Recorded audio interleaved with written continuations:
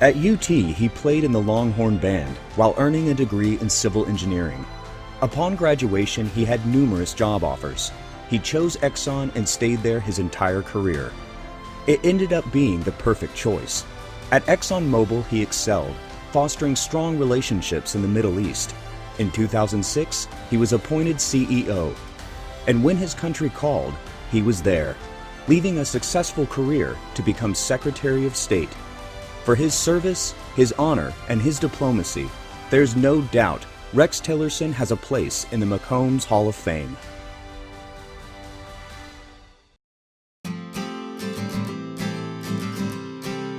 "1975 was a fantastic year for engineers to graduate. There was a huge demand. I had 17 job offers when I graduated, but a couple of recruiters from Exxon were just very, very persistent. I fell in love with it almost immediately from the day I showed up. He rose through the ranks at Exxon. He is one of those people who started at the very bottom right out of college, and he worked his way up. If somebody's going to run ExxonMobil, they have to think big, they have to be big, and Rex is both. Most of Exxon's business is outside the United States, and so most of his career has been negotiating with countries around the world.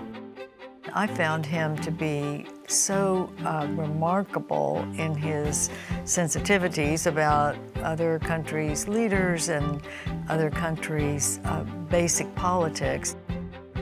He understood the countries, he understood the cultures, he understood the business needs of those organizations, and so he had extraordinary qualifications to do that job, and so we were so happy to see him take that experience to Washington. So help me God.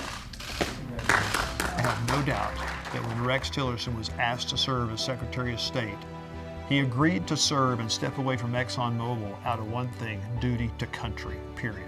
I'm very proud of the policies that were put in place during my time as Secretary of State. We developed 13 distinct foreign policies, ran them through the National Security Council. The President endorsed all of them.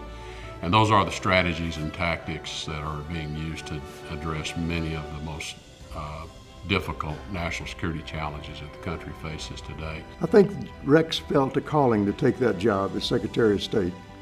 I think that's part of his DNA. Rex is a Boy Scout, always has been, still is. And I think that's what really drove him, is a sense of duty. Rex Tillerson is somebody who, when he makes a decision, you never worry about what is the motivation of the decision. Because Rex Tillerson is, a word I would use, is incorruptible. Even in dealing with countries that we may look at and say, well, those are dictators, despots, and obviously those are not the kind of people that we would say have high values.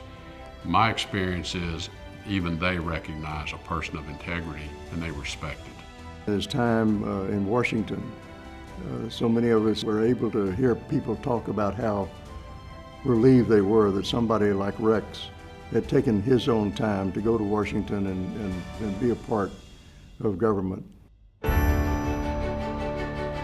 In today's age, I think we have to get back to seeking the truth in all issues. We can have disagreements and differences, and we should.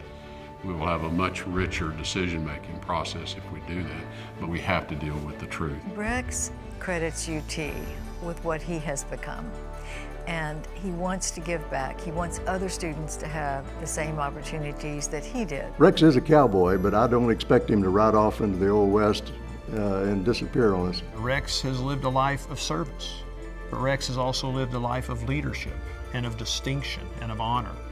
And you put all that together, this is a man who, if he doesn't fit the profile of what the McCombs School is all about, I don't know what does.